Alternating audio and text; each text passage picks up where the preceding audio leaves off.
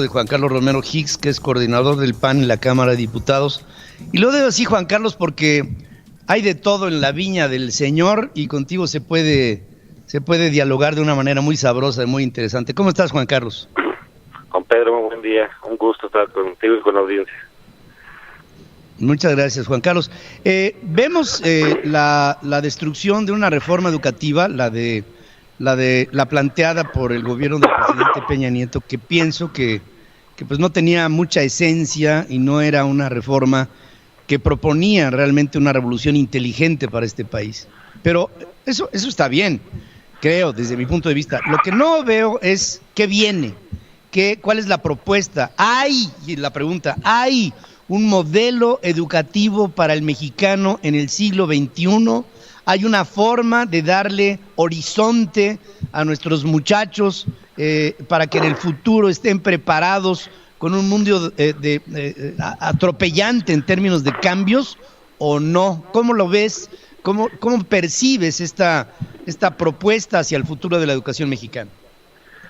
El gobierno anterior presentó, don Pedro, distinguida audiencia, un modelo educativo después de una amplia consulta, que es un modelo razonable y busca formar personas, ciudadanos, e incluye aspectos muy importantes como la parte socioemocional, las artes, las ciencias, las humanidades.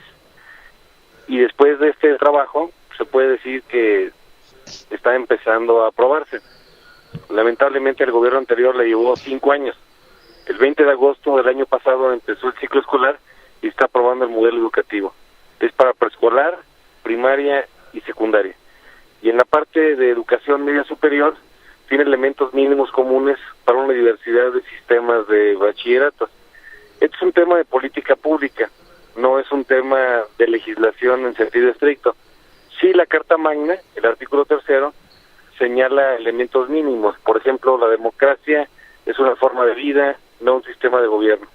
Y luego el artículo 7 de la Ley General de Educación, que algunos le llamamos de cariño el árbol de Navidad, establece elementos mínimos sobre hacia dónde debe dirigirse el modelo educativo. La administración del presidente en turno no se ha manifestado en todo el modelo. Ahora, el modelo siempre es una película en construcción, no es una fotografía que se detiene. Regresando al tema de la reforma educativa, en este momento en San Lázaro hay 17 propuestas diferentes. Por ejemplo, el Partido del Trabajo propuso algo en noviembre, el presidente de la República el 12 de diciembre, y a nombre de un grupo denominado Red de Educación de Derechos, de especialistas muy serios y de organismos de la sociedad civil, 4 partidos presentamos el día 6 de febrero, la semana pasada, una reforma muy atractiva, innovadora, profunda y amplia, que intenta incorporar la recuperación de los temas más importantes. Primero, el alumno al centro. Es donde la iniciativa presidencial llama la atención. Quiere reivindicar la parte de los maestros, lo cual es correcto. Hay una sensación de irritación de parte importante de los maestros.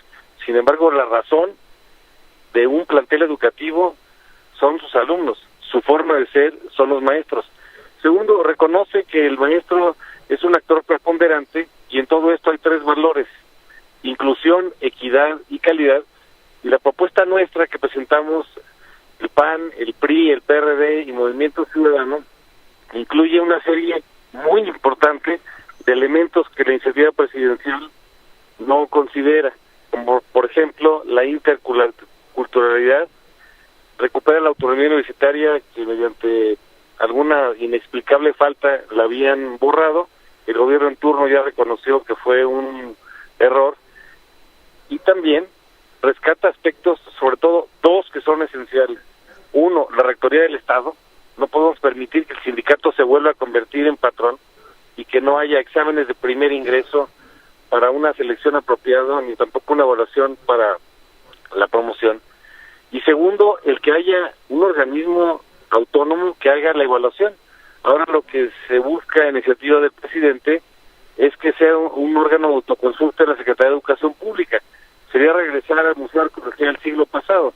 Es como si la Secretaría de Gobernación volviera a organizar las elecciones federales. Y en este proceso, la ventaja es que en un método de parlamento abierto se ha convocado ya a 4 mesas, una la semana pasada a docentes y líderes sindicales, una segunda el viernes en donde fueron especialistas en educación, una tercera para rectores universitarios y normales, y ayer acudimos legisladores. Ahora habrá que integrar una propuesta de dictamen para poder sacar la tarea adelante. Juan Carlos, vemos aquí en esta mesa de Central FM, vemos que hay un tema que tiene que ser resuelto antes de echar a andar todo esto en la educación mexicana, y es un tema proteico, es decir, nuestros hijos en muchos frentes están adoleciendo de una adecuada nutrición. Recuerdo vivamente hace muchos años, en un aula en Chiapas, llegó el presidente Zedillo a visitar el aula y un niño admirado se quedó viendo cómo entró el presidente de la República y ¿sabes qué, Juan Carlos? Se quedó dormido. Y se quedó dormido porque había llegado sin desayunar, porque seguramente no había cenado y porque cuando le dieron algo habrá sido una tortilla con algunas hierbas y algo de frijol. Yo creo que el principal problema del país está ligado con un deterioro histórico de la nutrición de nuestra gente, lo que hace que su capacidad cognitiva adolezca por falta proteica que no le permite pensar.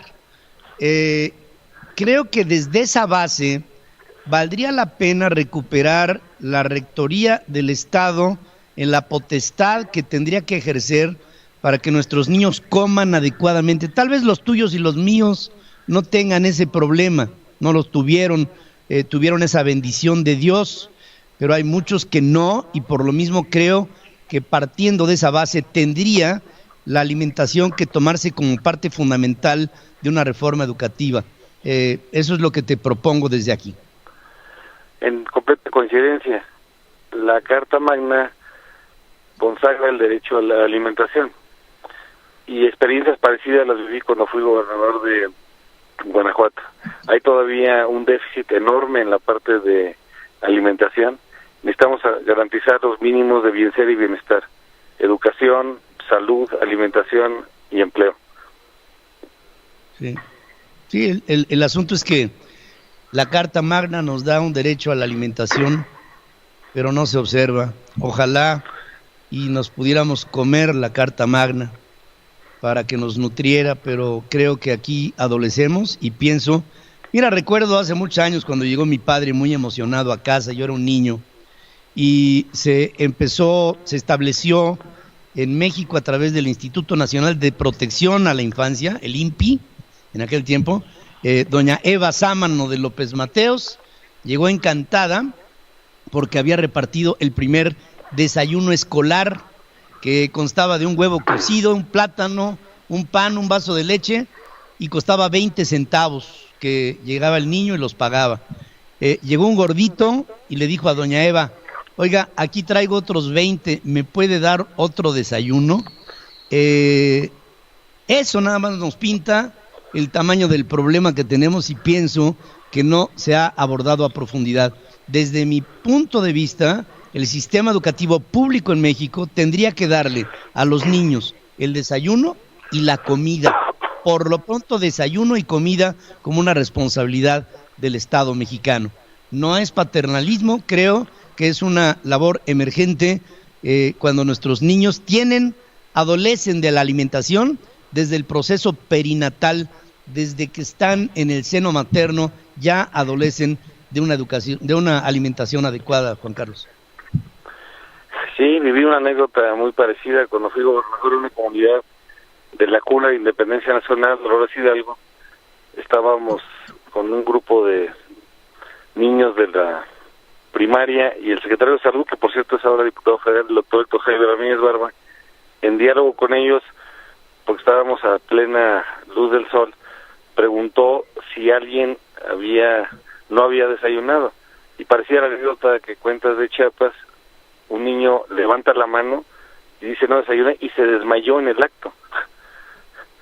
Entonces estamos hablando de circunstancias de la vida real en donde tenemos problemas de salud, de alimentación, de integración familiar, y estos mínimos de bienestar y bienestar no se han podido garantizar.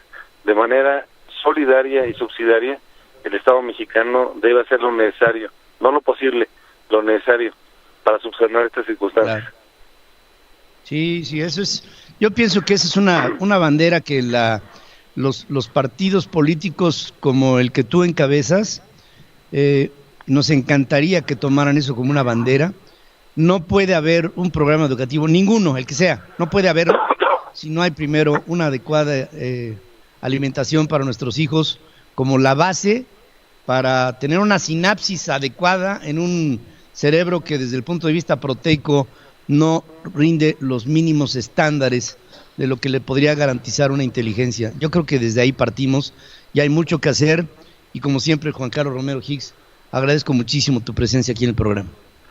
Encantado, don Pedro. Estamos realizando para profundizar, innovar y ampliar una reforma educativa.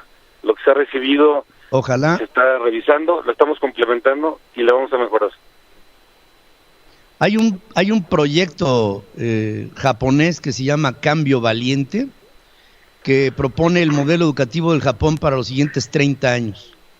Vale la pena que le echen un ojo, es una maravilla. Te mando un abrazo, Juan Carlos. Muchas gracias, buen día. Gracias.